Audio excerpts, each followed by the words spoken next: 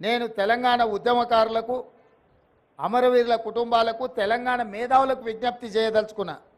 10 సంవత్సరాలు మీరు ముఖ్యమంత్రిగా ప్రభుత్వంలో ఉన్నప్పుడు ఎక్కడే కానీ తెలంగాణ తల్లి విగ్రహాన్ని ఏర్పాటు చేయలేదు.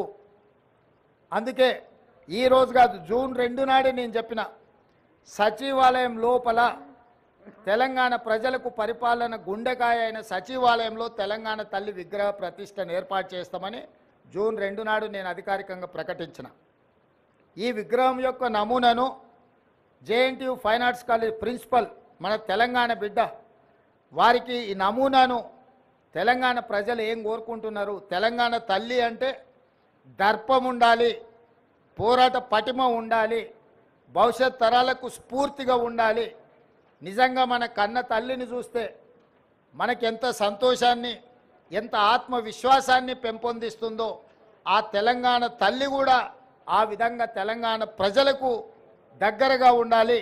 కొద్దిమంది దొరలకు గడీలలో ఉండే వాళ్ళ యొక్క ఆనవాళ్లతో తెలంగాణ తల్లి ఉండకూడదని ఒక నిర్దిష్టమైన అభిప్రాయంతో JNTU fine arts college principal గారికి మేము విజ్ఞప్తి చేయడం జరిగింది.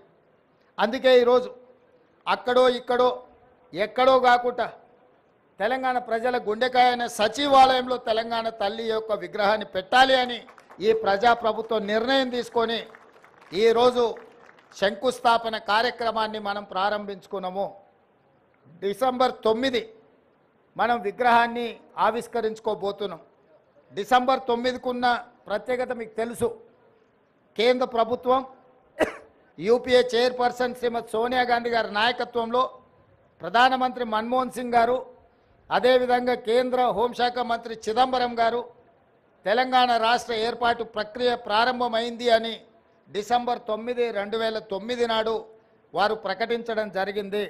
అదే తెలంగాణ రాష్ట్ర ఏర్పాటుకు పునాది రాయి, అదే ప్రారంభోత్సవం తెలంగాణ రాష్ట్ర ఏర్పాటుకు ప్రక్రియ మొదలైంది.